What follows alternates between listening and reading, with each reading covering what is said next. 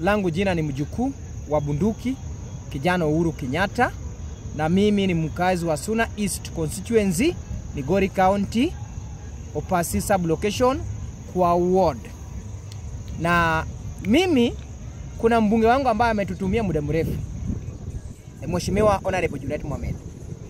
Na kwa sababu Junet amehang muda mrefu kwa koti ya Mheshimiwa the late Raila Amolo Odinga, ni wakati Junet anataka kujua ya kwamba tumemsaidia ya kutosha, ya kwamba Junet amekuwa mbunge zaidi ya miaka 13, but nothing at all ambacho tunaweza hesabu kama watu wa Suna East.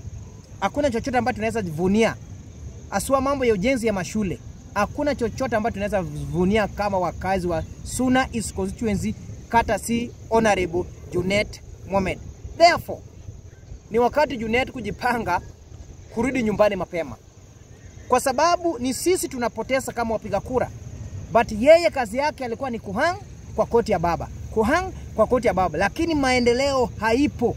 Ndugu zangu, Suna East kwa ward Opasi Sub-Location tuko na tatizo la mabarabara, tuko na tatizo la umeme, stima, tuko na tatizo sana.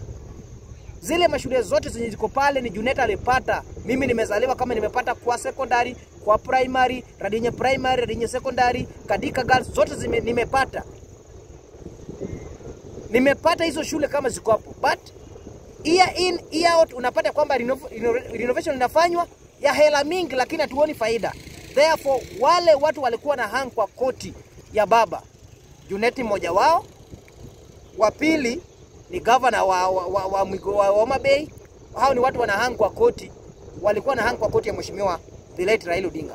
So wale wote walikuwa na hang kwa koti ya baba waanze kujipanga kurudi nyumbani, kwa sababu wakati ni sasa ambao sisi kama jamii tunataka maendeleo. Hatutaki vita, hatutaki matusi, hatutaki vurugo kwa matanga, tunataka maendeleo.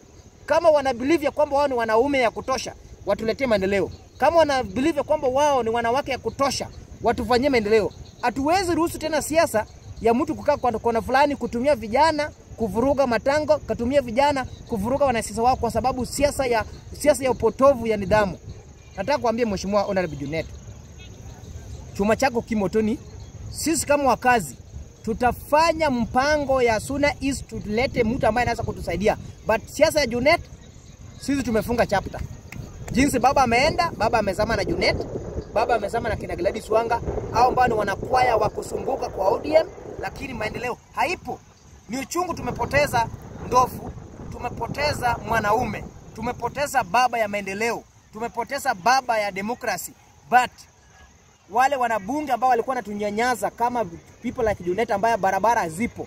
Nasema hivyo kwa sababu nikiangalia kama Nguo Bridge, barabara hiyo pesa ilitolewa, lakini hiyo bridge haijawahi jengwa hadi leo. Haijawahi jengwa. Ukienda Kojea kuna transformer ambayo ilikuwa inafaa kuletwa, haipo, haonekani. But hela imetolewa, zimekulwa. Wakina nani wamekula? Si wanasiasa basi tunachagua. So kama wanasiasa hawezi kuwa responsible people like Mheshimiwa Junet, so tunaambia Mheshimiwa Junet, tulikupenda kule nyuma, lakini sasa tukupendi, tunataka maendeleo. Without maendeleo baba amezama na wewe. Mjipange kuenda nyumbani kukula yale mali ambayo umetengeneza.